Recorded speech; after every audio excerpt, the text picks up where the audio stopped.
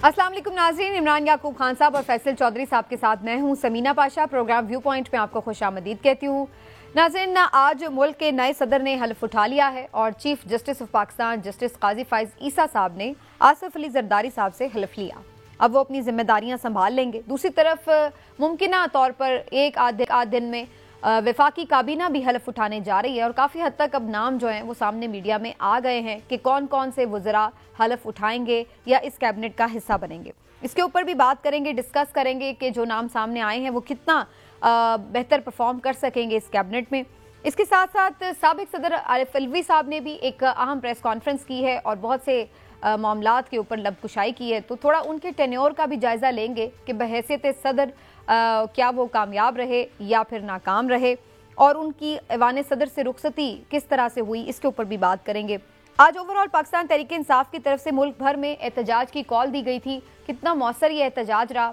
अफसोसनाक बात यह है कि बहुत सारे रहनुमाओं की गिरफ्तारियों की हमने खबरें देखी। कुछ लोगों को रहा कर दिया गया है, कुछ अभी तक भी गिरफ्तार हैं और इसके साथ साथ कुछ ऐसे वाकयात भी देखे कि जहाँ पर पुलिस ने लाठी चार्ज वगैरह किया। तो ये सब क्यों कर हुआ? ख़ास तौर पर लाहौर में इस किस्म के वाकयात ज़्यादा होते हैं। मुल्क भर में एहतजाज हो रहा है लेकिन लाहौर में इतनी ज़्यादा पुलिस नज़र आती है और यही वो कहते हैं कि एहतजाज नहीं करने देंगे। इसकी वजह क्या है, इसके ऊपर भी बात करेंगे और फिर आगे चलकर बात करेंगे कि जो आगे की स्ट्रेटजी है वो किस तरफ जाती नज़र आ रही है। रमज़ान के हवाले से भी कितना रिलीफ मिल सकेगा आवाम को। तो काफ़ी कुछ है जी आज के प्रोग्राम में। आप सबको खुशामदीद कहती हूँ। बात का आगाज़ इमरान साहब से। इमरान साहब, आज आसिफ अली जरदारी साहब ने तो हल्फ ले लिया है और कल हमने इसके ऊपर काफ़ी गुफ्तगू भी की कि बहैसियत सदर वो क्या परफॉर्म करेंगे, किस तरह से परफॉर्म करेंगे, क्या उनके चैलेंजेस हैं। लेकिन आप क्या समझते हैं कि बहरहाल पीपल्स पार्टी को उन्होंने एक स्ट्रॉन्ग पोजीशन में ले आए हैं वो? बिस्मिल्लाहिर्रहमानिर्रहीम। जी बिल्कुल, इसमें कोई शक वाली बात नहीं है कि वो सदर बनने के बाद तो अब अपनी जमात पाकिस्तान पीपल्स पार्टी को मज़ीद एक अच्छी पोजीशन पे ले आए हैं और उनकी पोजीशन स्ट्रॉन्ग हो गई। और देखिए, आइनी तौर पे अगर आप देखें तो सदर का ओहदा जो है सबसे बड़ा ओहदा होता है, तो फिर उस लिहाज से उनके पास इख्तियारात भी होंगे, वो सिस्टम का हिस्सा भी होंगे और उससे उन्हें सियासी तौर पे भी फ़ायदा होगा और उनकी जो जमात है उसको भी उससे फ़ायदा होगा। सुप्रीम कमांडर भी होता है सदर अफवाज पाकिस्तान का, तो इस्टेब्लिशमेंट के साथ ताल्लुकात कैसे रहेंगे सदर साहब के? बड़ी हैंड इन हैंड किस्म की उनकी सियासत नज़र आ रही है। देखिए, जो अगर आप बयान की बात करें तो जरदारी साहब का जो बयान सबसे ज़्यादा आज तक मकबूल हुआ वो पाकिस्तान खपे का बयान था, जो मोहतरमा बेनज़ीर भुट्टो की शहादत के बाद उन्होंने जो नारा लगाया था पाकिस्तान खपे। और मैं ये समझता हूँ कि उसी नारे ने उन्हें मर्द मफामत जो है उसके तौर पे साबित किया और उस नारे का पाकिस्तानी सियासत पे भी बड़ा गहरा असर भी हुआ। इसलिए आप देखिए, उन्हें मफामत का बादशाह भी अब कहा जाता है। तो मैं नहीं समझता कि वो इस तरह की सियासत करें, इस्तेमाल भी जिससे वो अपना सियासी फायदा भी हासिल कर बिल्कुल ठीक है। वो उन्होंने जो है ना, देखें, वो पावर पॉलिटिक्स के आदमी है। जरदारी साहब पॉपुलर पॉलिटिक्स नहीं करते, वो पावर पॉलिटिक्स करते हैं और उन्हें पता है कि पावर कॉरिडोर में इन रहने के लिए किस हद तक कहाँ तक जाना है। चौधरी साहब, बज़ाहिर तो देखने में बिल्कुल ये बात दुरुस्त लगती है कि बड़ा उन्होंने ताकतवर कर दिया पीपल्स पार्टी को भी, अपने लिए भी ओहदा, बड़ा सबसे बड़ा ओहदा आईनी जो है वो भी चुन लिया और वो सब मामलात भी ठीक हो गए। लेकिन आप समझते हैं कि अवाम की जो, अगर हम पॉपुलर पॉलिटिक्स की बात करें, अवामी सियासत की बात करें, तो उससे कहीं पाकिस्तान पीपल्स पार्टी को उन्होंने दूर किया है और बिलावल उनसे एक मुख्तलिफ शायद राय रखते हैं। उन्होंने जिस तरह से कैंपेन चलाई उससे तो बज़ाहिर यही लग रहा था कि वो अवामी पॉलिटिक्स करना चाहते हैं, लेकिन यहाँ पर जरदारी साहब जो हैं वो डोमिनेट किए हैं।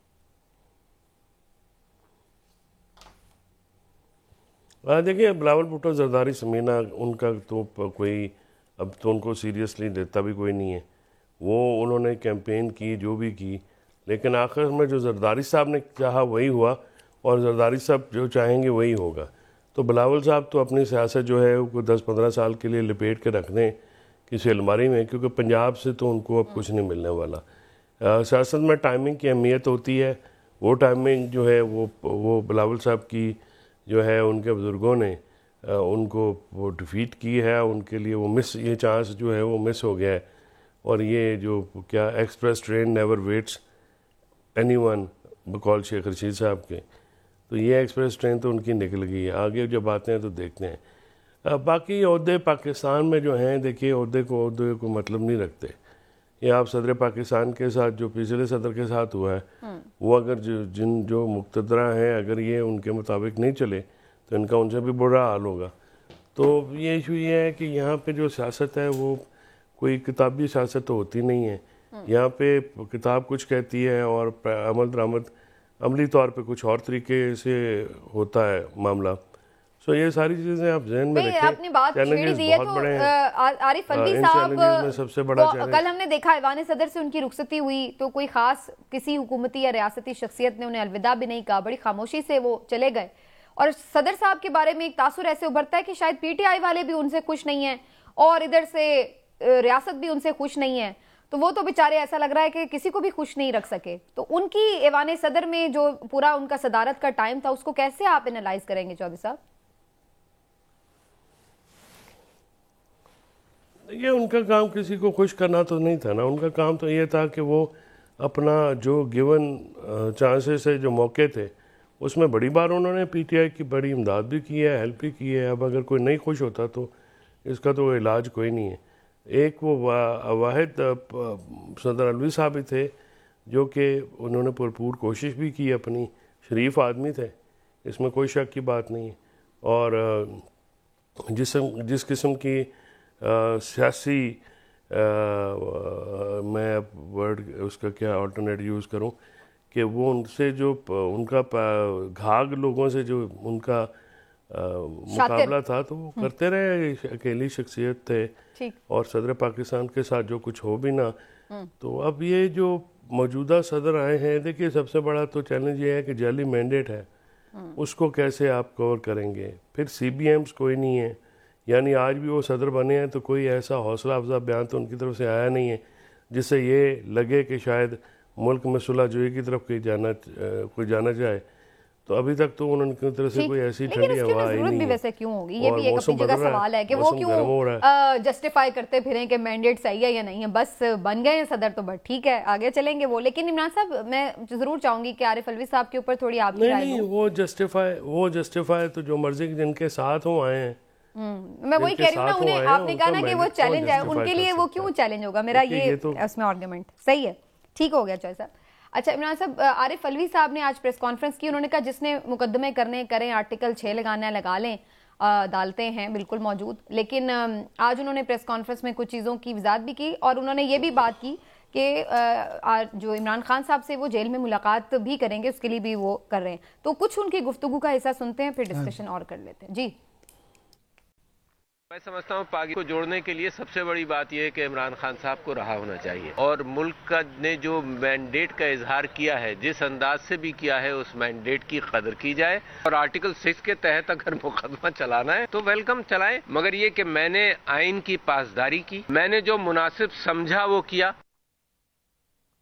जी इमरान साहब। समीना देखिए, मेरे ख्याल में इसमें कोई शक नहीं कि जो हमारे आरिफ अलवी साहब हैं वो बड़े ही शरीफ आदमी हैं, शरीफ नफ्स शख्स हैं और उन्होंने अपनी जो दौरे सदारत है वो बड़ी उसमें गुजार दी। लेकिन गुजारिश ये है कि क्या ही अच्छा होता कि ये बातें आज वो अपने आप को जस्टिफाई करने की बजाय जब ओहदे पे विराजमान थे तो उस वक्त करते और पूरी शद्दोमद के साथ करते और उन सुप्रीम कमांडर के तौर पे लोगों को एहसास दिलाते, तमाम इदारे तमाम ओहदे उनके अंडर थे, तो ये मामला तो नहीं उस वक्त भी करने चाहिए थे। लेकिन सच्ची बात है, ये जो इमरान खान साहब की रहाई का मुतालबा या मैंडेट के तहफ़्फ़ुज़ का मामला या मैंडेट को तस्लीम करने का मामला, उस वक्त तो देखिए पीटीआई वाले जो आज उनसे खुश नहीं है, तो उसकी भी बुनियादी वजह ये है कि हम खुद भी प्रोग्राम्स में भी कई जगह पे डिस्कस करते रहे हैं कि देखें बहुत सारी चीज़ें थीं जिस पे उन्हें कोई कदम उठाना चाहिए था, उन्हें कोई एक्शन लेना चाहिए था, उन्हें कोई मौक़िफ़ सामने लाना चाहिए था, लेकिन वो ना उन्होंने किया बल्कि बुरी तरह नाकाम रहे। तो मुझे तो ऐसे लगता है वो शेर है ना कि न यार खुदा ही मिला ना मिसाले सनम, इधर के रहे ना उधर के हम। तो आरिफ अलवी साहब के साथ तो इसी तरह से हुआ है। तो लेकिन अब खान साहब से उनकी मुलाकात है, गिले शिकवे दूर हो जाएंगे आपके? अच्छा देखिए, अब अगर होती है तो अच्छा देखिए, बीइंग नोइंग इमरान खान साहब, ये भी भाई इतना आसान नहीं है, पता नहीं इमरान खान साहब इनसे मिलते भी हैं या नहीं मिलते, या जेल में वो उनके हवाले से क्या एक अपना ज़हन बना बैठे हैं या उनकी क्या राय कायम कर रखी है। क्योंकि अगर उनकी राय अलवी साहब के बारे में बहुत ही अच्छी होती तो फिर वो अपना सदारती जो उम्मीदवार है अलवी साहब को नामजद करते, उन्हें दूसरा उम्मीदवार नामजद करने की ज़रूरत क्या थी, क्योंकि उन्हें तो पता था कि वो इलेक्शन हार भी जाएंगे, लेकिन फिर भी उन्होंने इनको अपना उम्मीदवार नामजद नहीं किया। तो लेकिन ये हालात सियासत में आपको पता है चीज़ें बदलती रहती हैं, होती रहती हैं, इसमें कोई शक नहीं कि मेरी नज़र में अलवी साहब ने अपने दौरे सदारत में कोई ऐसा कारनामा सर अंजाम नहीं दिया कि हम उसकी आज जिसकी तारीफ करते नजर आए और उनसे कहें कि उन्होंने बतौर सदर वाकई बहुत अच्छी परफॉर्मेंस का चौधरी साहब उन्होंने अपने तौर पे ये कोशिश ज़रूर की कि साबिक आर्मी चीफ के साथ मामला तय हो जाएं, खान साहब के इस्टेब्लिशमेंट के साथ कशीदगी खत्म हो जाए। आज भी उन्होंने इस पे बात की कि ये होनी चाहिए। आप समझते हैं कि आज वो ये बात कर रहे हैं कि इमरान खान साहब की रिहाई हो, मैंडेट को तस्लीम भी किया जाए, कशीदगी का खात्मा हो, ये सब चीज़ों को इस तरह से वो एड्रेस कर रहे हैं? अभी भी वो किसी तौर कोई किरदार अदा कर सकते हैं मफामत के लिए और पीटीआई के लिए कोई सहूलत करवा सकते हैं किसी तरह की?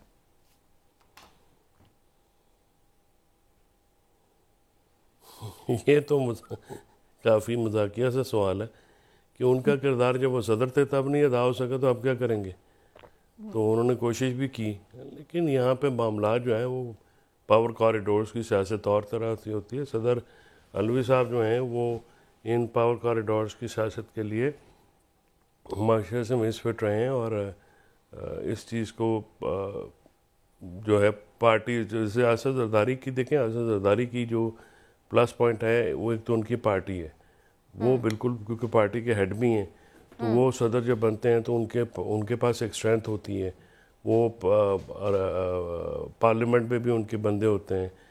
तो सदर अलवी साहब जो हैं ये पीटीआई जो जब तक तो इमरान खान साहब थे बाहर तब तक तो उनको एक स्ट्रॉन्ग सपोर्ट हासिल थी, लेकिन उनके जेल जाने के बाद तो वो बिल्कुल अकेले हो गए और पीटीआई की एक सीरियस जो पॉलिटिकल लीडरशिप है या जो उनकी मेन फेस है वो तो अभी भी जेल के अंदर है।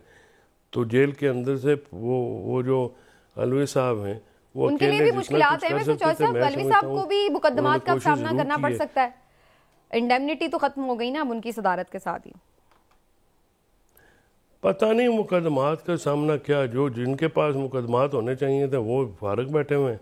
सदर अलवी पे मुकदमा करके जिसने शौक पूरा करना कर ले, उसके उनके ऊपर क्या मुकदमा आप करेंगे। मतलब ये तो एक मैं समझता हूँ कि फजूल सी बात होगी। उनके ऊपर सबके ऊपर कौन से कोई बड़े, सबके ऊपर बड़े कुछ तो सीरियस मुकदमात हैं, कुछ पे तो वाकई इतने सीरियस नहीं रहे, वो तो कोई बहाना ही चाहिए मुकदमा करने के लिए। तो लेकिन खैर मेरा ख्याल है डिपेंड करेगा। सीरियस मुकदमात को भी मजाक बना दिया है। इसमें कौन सा मुकदमा है जिस तरीके से ये डील कर रहे हैं, जो ये कोई तरीक़ाकार है?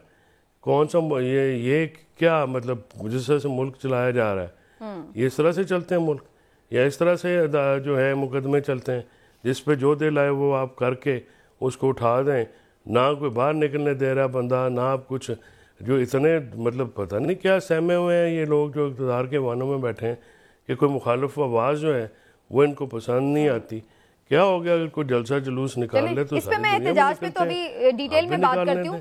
थोड़ा सा मुझे सिर्फ इस पे इजाजत दीजिएगा, थोड़ी सी मैं जरा कैबिनेट पे डिस्कशन कर लूँ और फिर हम एहतजाज जो पीटीआई की तरफ से आज हुआ उसके ऊपर डिटेल में बात करते हैं। लेकिन इमरान साहब जो कैबिनेट में अभी तक नाम सामने आ रहे हैं, अताउल्लाह तारड़ साहब का, मोहसिन नकवी साहब का, इसहाक डार साहब का, आजम तारड़ साहब का और फिर ख्वाजा आसिफ मुसद्दिक मलिक साहब, तो ये सारे अभी तक जो नाम है वो सामने आ रहे हैं। और मोहम्मद औरंगजेब साहब जो वजीर ख़जाना जिनका नाम लिया जा रहा है, ये कैबिनेट आपको किसकी चॉइस लग रही है?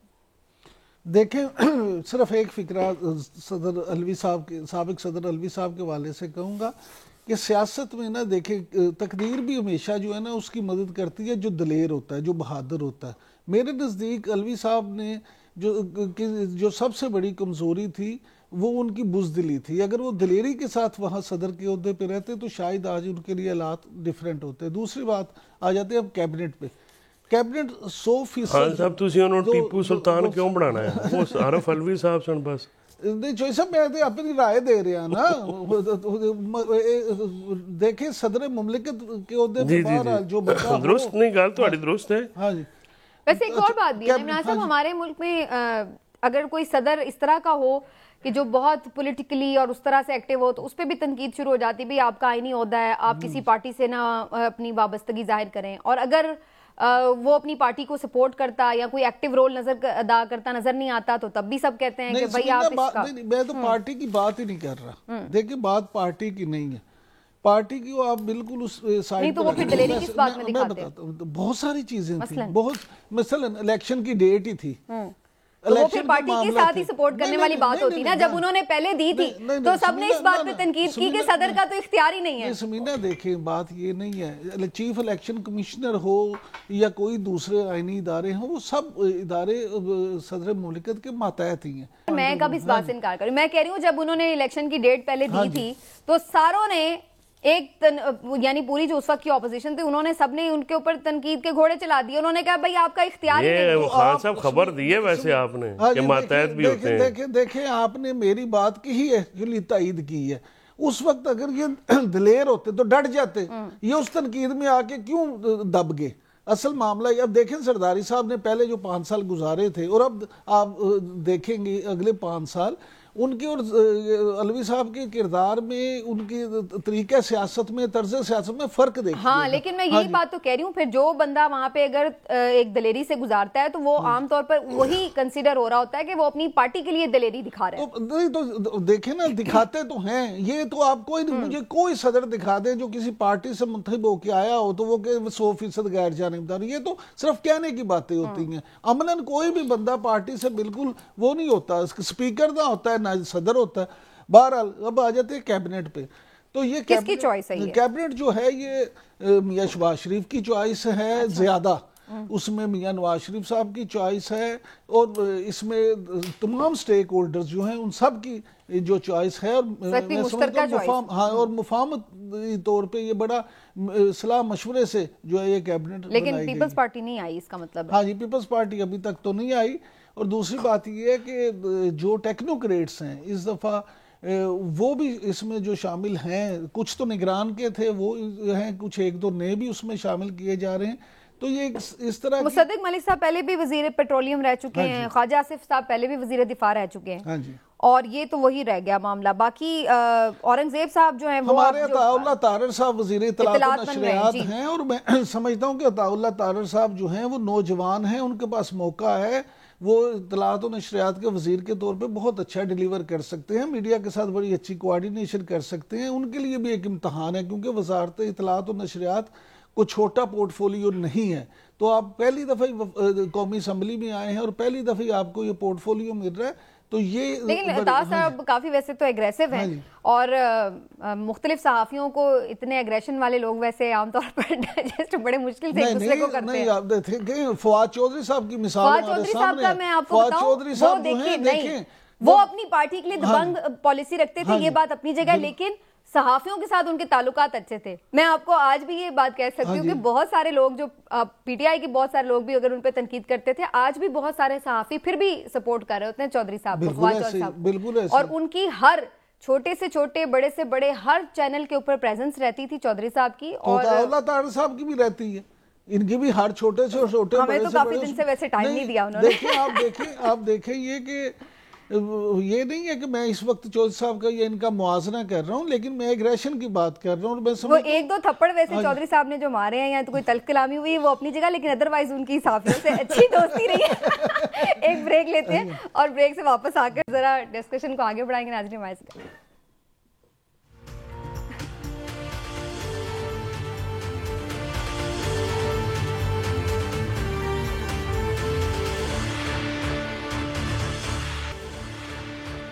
जी, वेलकम बैक नाज़रीन। जी चौधरी साहब, हम कैबिनेट डिस्कस कर रहे थे, तो आपको क्या नज़र आ रहा है ये कैबिनेट कितनी मुख्तलिफ है और कितना परफॉर्म कर पाएगी, और चॉइस किसकी नज़र आ रही है आपको, कौन डोमिनेट करता नज़र आ रहा है इसमें? देखिए, अताउल्लाह तारर और ख्वाजा आसिफ पे तो बहुत संजीदा इल्ज़ामात हैं, ये फॉर्म 45 वाले हैं, ये फॉर्म 47 वाले हैं।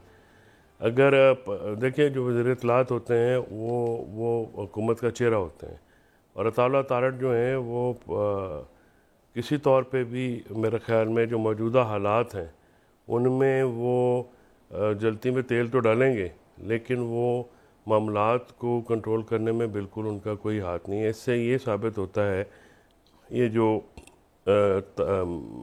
कैबिनेट सामने आई है कि ये महाजराई की तरफ जाएगी हुकूमत, और ये मामला ज़्यादा जो है एस्केलेट होंगे, और ये जो जबर और इस्तबदाद है उसमें इजाफ़ा होगा, और ये एक चप जो है वो कशमकश जारी रहेगी केपी में और फेडरेशन में और पीटीआई में और हुकूमत में, और इसकी तरफ किसी तरफ रिकन्सिलिएशन का कोई इशारा नहीं है। ये हॉस्टाइल कैबिनेट है। और आज हमने देखा भी है, एहतजाज भी हुआ है, और जिस तरह से लाहौर में काफ़ी ज़्यादा गिरफ्तारियां भी हुई हैं। सलमान अकरम राजा साहब तक को गिरफ्तार किया गया, बाद में उनकी रिहाई की खबर आई है। उसके बाद फिर और भी लतीफ़ कोसा साहब की भी गिरफ्तारी हुई है, मजीद भी काफ़ी कारकुन भी गिरफ्तार हुए हैं। इसकी क्या ज़रूरत पेश आई है? अगर वो आके एहतजाज करके चुपके से घर चले जाते हैं तो इससे क्या प्रॉब्लम हो जाती है? क्यों इस तरह के बार बार मनाजिर बनाए जा रहे हैं, रिकॉर्ड किए जा रहे हैं, दिखाए जा रहे हैं?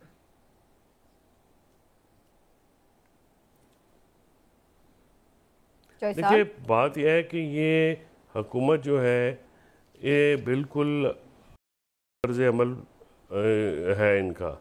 देखिए, सारी दुनिया में पॉलिटिकल जलसे होते हैं, मुखालफ आवाज़ें उठती हैं, हमेशा उनको जो है फैसिलिटेट किया जाता है, और जमहूरियत में मुखालफाना आवाज़ों को दबाना जो है वो बिल्कुल ही उसको कोई अच्छा अमल नहीं समझा जाता। ये हुकूमत आई है तो आते ही असद तूर और इमरान रियाज गिरफ़्तार हुए हैं, तो साफ़ियों के लिए भी इशारा जो है वो दे दिया गया है कि जो बोलेगा फिर वो कुंडा भी खोलेगा जेल का।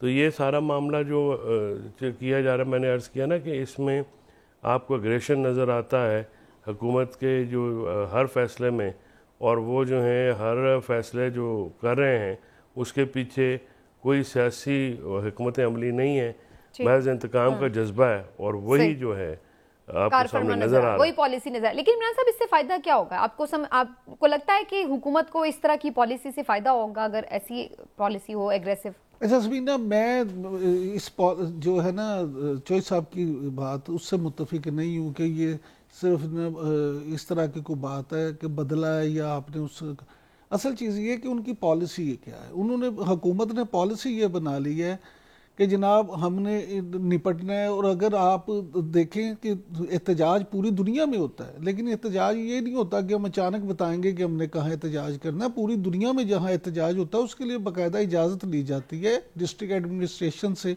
परमिशन के बाद वहाँ पे। तो ये भी वो तो उन्हें कभी भी ना मिले, तो अप्लाई तो कर, ये सोच के अच्छा ये सोच के बैठ कितनी दफा जहाँ पे अप्लाई किया उन्होंने, सर इंतखाबी मुहिम में नहीं उन्हें इजाजत मिली तो और कहाँ मिल रही है? बात ये नहीं है, आप हर दफा चलो उसी तरह इन्हें झूठा साबित करें, हर दफा एक दरखास्त, अब तो वकला से बड़ी बड़ी साबित करके अब उसके बाद क्या एहतजाज छोड़ दें? अब तो सुन्नी इत्तेहाद कौंसिल वकला से बड़ी बड़ी है, तो आप एक एप्लीकेशन दें और बाद में अगर आपको इजाजत नहीं मिलती तो आप फिर आपका केस मजीद मजबूत होता है कि जी हमने इजाजत मांगी इन्होंने दी नहीं। आप एकदम से आके रोड्स ब्लॉक करेंगे, इस तरह से एहतजाज करेंगे तो पुलिस तो हरकत में आएगी। वैसे एहतजाज बाकी शहरों में भी होता है, लाहौर में क्यों इस तरह करते हैं? देखिए, लाहौर, पिंडी में भी आज हुआ है, इस्लामाबाद में बड़ा प्रेस क्लब के सामने अच्छे खासा क्राउड था। फिर हमने और शहरों में भी देखा है, फैसलाबाद में सरगोदा से रैलियां आई हैं, उधर पेशावर तो चले उनकी अपनी गवर्नमेंट है लेकिन वहां पे भी।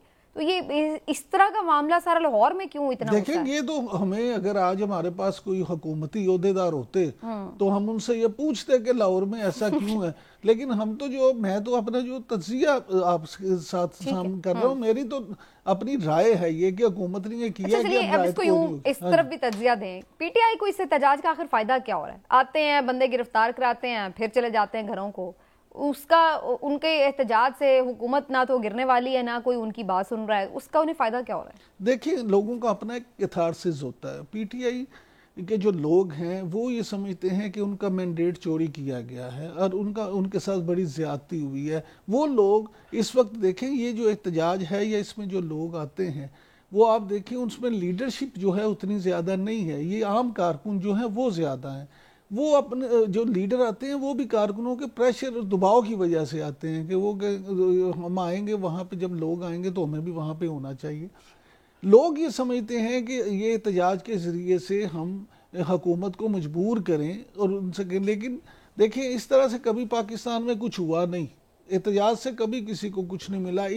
यहाँ अगर पीटीआई भी कुछ चाहती है अपने लिए बेहतरी, तो उनको भी बैठ के मुज़ाकरात की टेबल पे ही हुकूमत के साथ मामला तय करना पड़ेंगे। लेकिन ये एक उनकी तरफ से भी बात है, बहुत सारे लोग इस आखिर अब इस मसले में फंस गए हैं, इसका हल क्या है? क्या री इलेक्शन की तरफ जाना चाहिए या कोई कमीशन बन जाए जो फॉर्म 45, 47 का मसले हल कर दे?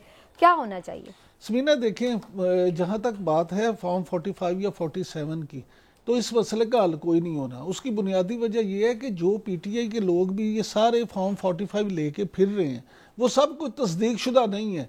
बहुत सारे फॉर्म ऐसे हैं हर हल्के तो कोई जगह पर तो हो ना जहाँ पे ये तय तो हो जाए, उन्हीं को कह दें भाई आपके गलत हैं। नहीं, मैं आपसे मेरी गुजारिश तो सुन लेना, सबके तस्दीक शुदा नहीं है। बहुत सारे ऐसे हैं जिन पे साइन ही नहीं है, जिनकी तस्दीक ही नहीं है, तो माने तो वो जाएंगे ना जो तस्दीक शुदा हो। इशू ये है कि अगर वहां से वो ये कहते हैं कि ये हमारे पोलिंग एजेंट को निकाल दिया था, हमें फॉर्म दिया नहीं गया, ये अल्टीमेटली तो माने वो ही जाएंगे। ज़रूर ये बात ठीक है कि कमीशन बन जाए और उसमें ये हो, लेकिन इसका हल ये नहीं है कि कौम के पास जहर खान को पैसा नहीं आया तो दोबारा इलेक्शन हो जाए। मामला ये है कि ये अब दोबारा कौम मुतहम्मिल बार बार नहीं हो सकती। ये जरूर कमीशन में जाएं, सच को सामने लाएं, लेकिन 5 साल अब इंतजार करें, 5 साल इस सिस्टम को चलने दें। इस मुल्क के लिए कोई अल्लाह करे कोई बेहतरी का रास्ता निकल आए। चौधरी साहब, क्या इस मसले का हल है? एहतजाज वो कर रहे हैं अपनी जगह, वो करेंगे भी, वो कहते हैं आराम से नहीं बैठेंगे। इधर ये कहते हैं हम एहतजाज भी नहीं करने देंगे और हुकूमत भी करेंगे, और तीसरी तरफ हमें एक बेचैनी और अदम इस्तेहकाम जो है वो मुल्क का नजर आता है, कि जो हमें आइंदा आने वाले दिनों में भी नजर आता है। तो हल क्या है सर इसका?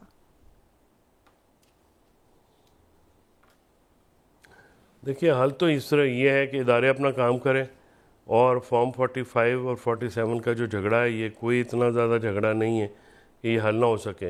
ये तमाम जो फॉर्म 45 जो पोलिंग स्टेशंस पे दिए गए हैं, कानून में फॉर्म 45 की बड़ी अहमियत है। ये मैं आपको इंटरेस्टिंग बात बताऊँ, ये 88 में जब इलेक्शंस हुए तो मोहतरमा बेनज़ीर भुट्टो ने उसके बाद ये इंट्रोड्यूस करवाए थे, और इमरान खान साहब ने अवेयरनेस दी है। तो ये जो मामलात उस वक़्त भी क्योंकि रिगिंग होती थी, तो ये मोहतरमा बेनज़ीर भुट्टो ने अपनी टीम के साथ काम करके लेजिस्लेशन की, और फॉर्म 45 जो है उन्होंने कहा कि प्रिजाइडिंग ऑफिसर जो है वो मौके पे दिया करें। तो फॉर्म 45 की बड़ी अहमियत होती है, इसकी बड़ी लीगली भी सेंटिटी है कि उस पर एक बंदा नहीं 5 बंदे साइन करते हैं। तो आप लेकिन चॉइस साहब पोलिंग स्टेशन हो तो अगर किसी फॉर्म 45 पे साइन ही ना हो तो फिर उसकी क्या कानूनी हैसियत? तो उससे उसी हल्के के किसी और उम्मीदवार के 45 को चेक कर लें। अगर क्यों नहीं, जो हिसाब से कानूनी समझ लेना, नहीं अगर मसला हल करना हो तो ऑप्शंस तो हो सकते हैं। जी चौधरी साहब, देखिए, अगर तो वो फॉर्म तस्दीक नहीं हुए, हाँ जी, एक तो खान साहब ये तस्दीक होते इस तरह से हैं, फॉर्म 45 जो दिए जाते हैं इलेक्शन रिजल्ट के बाद, वो एक presiding officer, senior presiding officer और एजेंट्सों के जो है ना अंगूठे और निशान और स्टैंप, ये तीनों जो हैं वो लगते हैं। तो ये फॉर्म इशू इस तरह से होते हैं। तो वो जो प्रिजाइडिंग ऑफिसर वहाँ पे मौजूद होते हैं, इसमें हर फॉर्म के ऊपर 5 बंदों के साइन होते हैं। तो यानी तकरीबन 2-3 हज़ार बंदा जो है वो एक हर हल्के में उसने साइन किया होता है इसके ऊपर। तो ये इस चीज़ से डिटर्मिन करना कोई इतना मुश्किल नहीं है कि अगर किसी में कोई नीयत हो कि ये फॉर्म 45 असल है या नकल है। दूसरी बात ये है कि आपने खुद इशू किए हुए, ये इलेक्शन कमीशन के ही ऑफिसरान हैं, तो इसकी तस्दीक तो हो गई ना जब आपने खुद इशू किए। तो वो उसको आप कैसे झुटला सकते हैं? यार रोज़ एक तरफ फॉर्म 45 इशू करें और दूसरी तरफ ये कहेंगे कि हमने तो ये तस्दीक नहीं किए हुए। ऐसी बात नहीं होती है, उसका पूरा तरीक़ेकार है कानून में। बिल्कुल ठीक है। बहरहाल फिलहाल तो ये नज़र नहीं लग रहा कि ये कोई इस तरीके का कमीशन बनाने जा रहे। किसी ने भी इस सिलसिले में कोई ऐसा बयान नहीं दिया, कॉन्सेंट नहीं शो किया, ना वज़ीर आज़म साहब ने दिया है, ना किसी और इदारे की तरफ से कोई ऐसी चीज़ आई है। एक खबर ये भी है चौधरी साहब के पीटीआई ये सोच रही है कि सुप्रीम कोर्ट में इस सिलसिले में एक पिटिशन डाली जाए और वहाँ पर ये इस्तदा की जाए कि इस इलेक्शन का ऑडिट कराया जाए या कोई इलेक्शन कोई ऐसा जुडिशल कमीशन बना दिया जाए। आप समझते हैं वहाँ पे कोई इस तरह की चीज़ को एंटरटेन किया जाएगा? बात यह है कि 184(3) की एप्लीकेशन तो डेफिनेटली बनती है, पिटिशन तो पीटीआई की तरफ से जानी चाहिए, क्योंकि वो एक बंदा तो नहीं है। और मेरे ख्याल में तो अगर जितने ज़्यादा उसमें पिटिशनर हों यानी तो उससे उसका फ़ायदा होगा, क्योंकि इलेक्शन का मैंडेट जो है वो तो बार और बहुत ज़्यादा सवालिया निशान उठ रहे हैं हर किसी के ऊपर। और जिस तरह से इलेक्शन कराए गए हैं, पिलडाट ने भी अपनी रिपोर्ट दे दी है और बाकी फैफर ने भी अपनी रिपोर्ट दी है, तो गैर जानबदार जो इदारे हैं वो भी इसको कह रहे हैं कि इंतहाई पोल्यूटेड और रिग्ड इलेक्शन है। तो इस सारे मामले को जो है वो अगर अदालत में जाए बगैर तो और कुछ चारा तो है कोई नहीं। ठीक बात। तो पीटीआई जो सिस्टम करना चाहिए उन्हें। ऑल राइट, तरीके से उसको चलिए अडॉप्ट मुझे एक और कमेंट लेना और फिर मैं ब्रेक की तरफ जाऊंगी। इमरान साहब, ये उमर अयूब साहब को नामजद किया गया है ऑपोजिशन लीडर के तौर पर कायदे हिज़्ब इख्तिलाफ, कैसी चॉइस है उमर साहब और क्या उनका किरदार रहेगा? देखिए, अच्छी चॉइस है। उमर अयूब जो हैं आपके सामने ही है कि पहले भी बानी चेयरमैन जो हैं बानी पीटीआई, उन्होंने इन्हीं को नामजद किया था, तो अब अपोजिशन लीडर के तौर पे भी किया है। तो वो एग्रेसिव गुफ्तगू करते हैं, उनके साथ उनका मामला ठीक है, वो समझते हैं कि वो मेरे इत्मीनाद के आदमी हैं। तो ये तो हर पार्टी जो है उसके सरबराह का हक है कि वो जिसको चाहे नामजद कर दे। लेकिन अब देखना ये है कि कौमी असम्बली में वो अपोजिशन लीडर के तौर पे क्या किरदार अदा करते हैं, किस तरह से लेके चलते हैं, तो ये आने वाले दिनों में पता चल जाएगा। चौधरी साहब, आपकी क्या राय उमर अयूब साहब की चॉइस के ऊपर? आपके ख्याल से कोई और ऑप्शन भी हो सकती थी?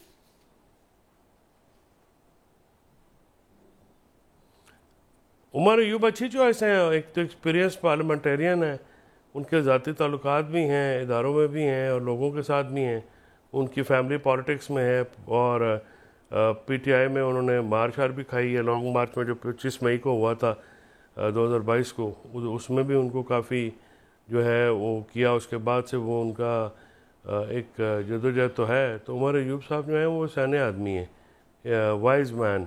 और दूसरी बात यह है कि वो अब तबन जो है वो मामला हल करने की सलाहियत रखते हैं, सिर्फ हाकिश एलिमेंट नहीं है, गुफ्तगू भी अच्छी करते हैं, नबीतली करते हैं, तकरीर भी आजकल दो कि वो काफ़ी हाकिश कर रहे हैं, लेकिन वो तबन हाकिश नहीं है, वो मामला हल करने की तरफ ज़्यादा तो जो देंगे। तो मेरे ख्याल में अपोजिशन लीडर जो है उमर अयूब साहब अच्छे अपोजिशन लीडर साबित होंगे। चॉइसेस तो देखिए इमरान खान ने करनी है अगर वो समझते हैं कि वो है। और दूसरी बात है कि वो एडिशनल जनरल सेक्रेटरी के तौर पे भी पार्टी के साथ काफ़ी अरसे से वो अटैच हैं और वो उनका एक अपनी खिदमात हैं, तो उसकी भी एक होती है एक उसके नंबर भी दिए जाते हैं। तो वो जब बासद उमर जनरल सेक्रेटरी थे तो ये एडिशनल जनरल सेक्रेटरी के तौर पे काम कर रहे थे और काफ़ी लोगों को ये मुतमईन भी रखते थे। ठीक, चलिए जी, एक अच्छी चॉइस है, आप दोनों का ख्याल है, देखते हैं अब वो किस तरह अपोजिशन लीडर के तौर पर अपना निभाते हैं। एक ब्रेक लेते हैं जी, ब्रेक से वापस आकर बात करेंगे। रमज़ान की आमद है और अभी से ये बहुत शिकायत मौसूल हो रही हैं कि महंगाई बढ़ गई है, आमतौर पर फलों और सब्जियों की कीमतों में तो होशरुबा इजाफा हो जाता है, लेकिन कुछ बातें हुकूमत की तरफ से भी हैं कि हम कुछ इजाफी रिलीफ भी दे रहे हैं, तो इसके ऊपर थोड़ी बात करेंगे। ब्रेक के बाद हमारे साथ रहिएगा।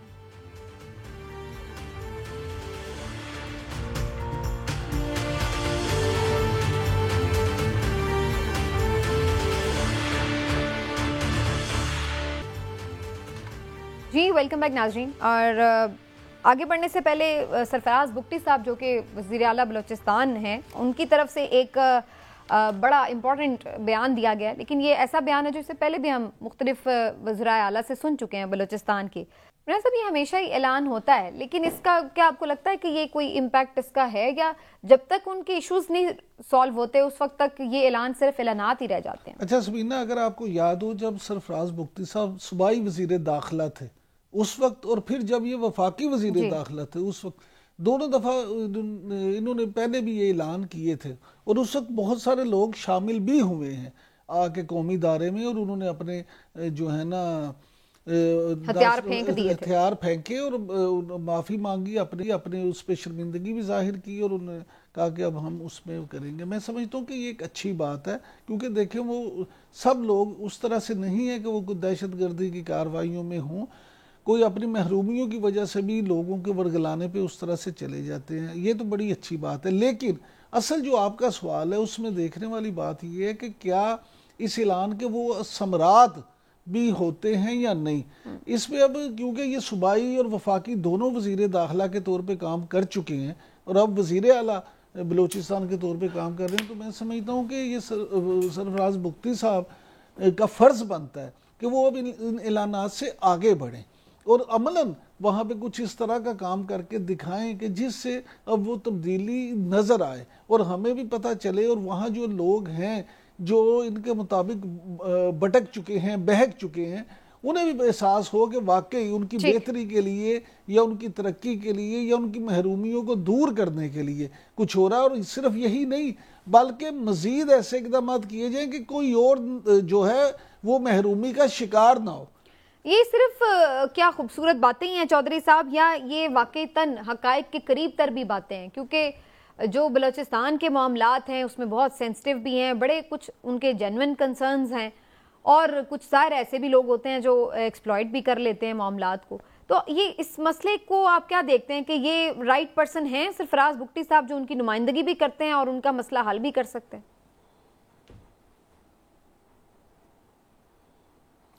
नहीं, बात यह है कि सरफराज बुख्ती साहब तो डेफिनेटली राइट पर्सन तो हैं, ज़्यादा बलोच सरदार हैं और उनको अपने लोगों के साथ बात भी करनी पड़ती है। लेकिन ये जो प्रॉब्लम है, इसकी जो रूट कॉज है वो तो मरी और बुख्ती कबाइल की जो बड़े सरदार हैं उनके साथ जो है, जब तक ये बात नहीं होती तब तक तो ये बातें सिर्फ बातें ही रहेंगी।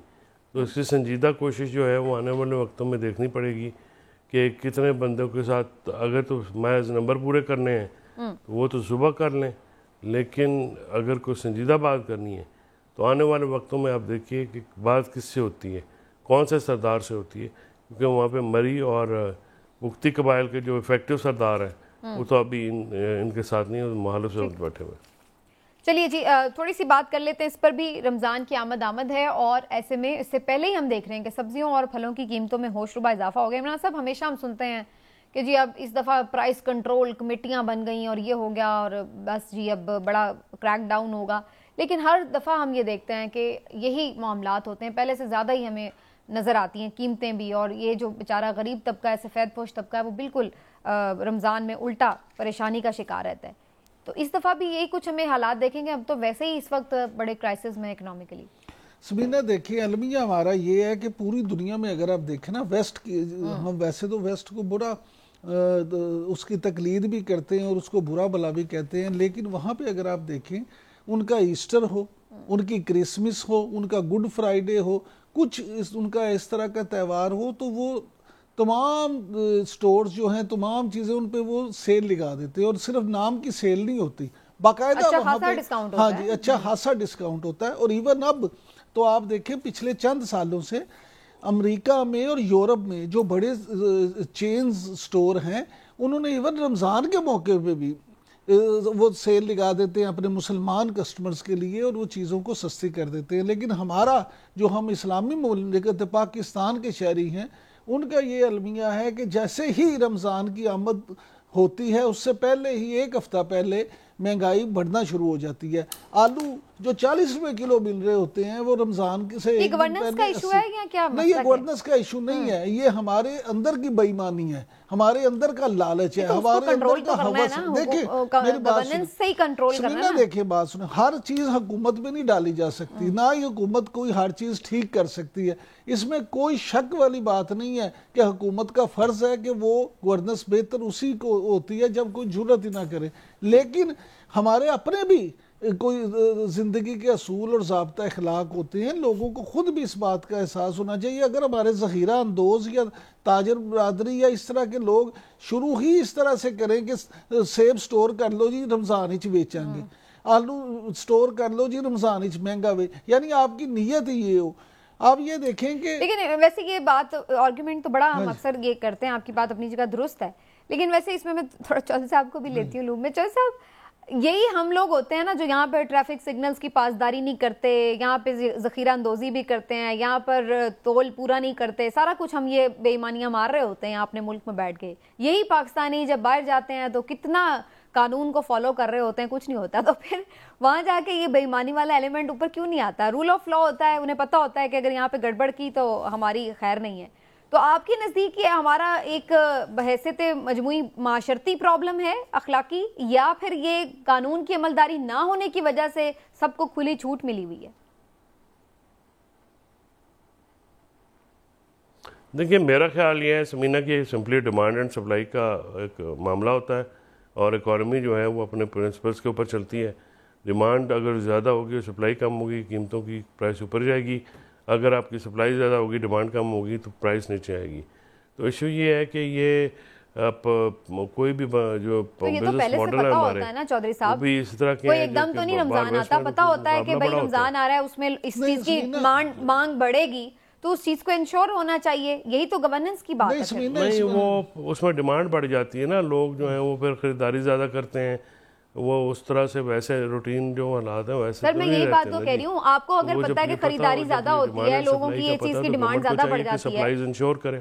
तो इस चीज को, यही तो मैं बात कर रही हूँ कि जब हमें पता है तो क्या मार्केट उनकी सप्लाई इंश्योर करें। एग्जैक्टली यही तो मैं कह रही हूँ कि इतनी उसकी इंश्योर होनी चाहिए सप्लाई के, वो फिर उसकी हुकूमत गैप ही ना आए वो डिमांड एंड सप्लाई में। हुकूमत क्या करे कि जाके काश्तकार से के खबरदार तुमने रखना नहीं बेचो, खबरदार तुमने हुकूमत कम करे, खान साहब और की करे। चौधरी साहब हर गाल हुकूमत ही ना पा दो। मामला ये है कि अपनी भी देखिए, अभी देखिए रोजे की मिसाल, हम कानून की बात, जब रोजा रखा होता है, दुनिया की सारी नेमतें आप सामने रख दें, 7 कमरों में बंद कर दें, जिसका रोजा है वो उसको छेड़ेगा भी नहीं। क्यों? उसका ईमान ये है कि मैंने अगर कुछ भी किया तो अल्लाह तो देख रहा है, मेरा रोजा टूट जाएगा। तो बाकी आप ज़मीर जगाने की बातें कर रहे हैं, आप छोड़ दें। आपको अभी तक पता नहीं चला हमारे मुल्क में ज़मीर नाम नहीं होती, कोई चीज़ नहीं होती ना। ये देखिए, ये हर बंदे का हमारा अपना भी फर्ज है कि हम इसमें अपना अपना किरदार अदा करें, और उसके बाद ये देखें। ये अब देखिए, चले वक्त खत्म हो गया, चले जी अब आगे जाके बात यही आ गई कि इज्तिमाई दुआई कर लेते हैं कि जी सबको खुद ही होश आ जाए और इस बात का ख्याल आ जाए, रियलाइजेशन हो जाए कि जी हमने ऐसे काम नहीं करने हैं। सिर्फ रोज़ा रख लेना काफ़ी नहीं है, इन मामलात से भी ज़रूरी है कि हम अल्लाह के जो अहकामात हैं उसके ऊपर अमल करें। बहरहाल जी बात को यहीं समेटते हैं आज, इंशाल्लाह फिर आपसे मुलाकात होगी। अपना ख्याल रखिए, अल्लाह हाफ़िज़।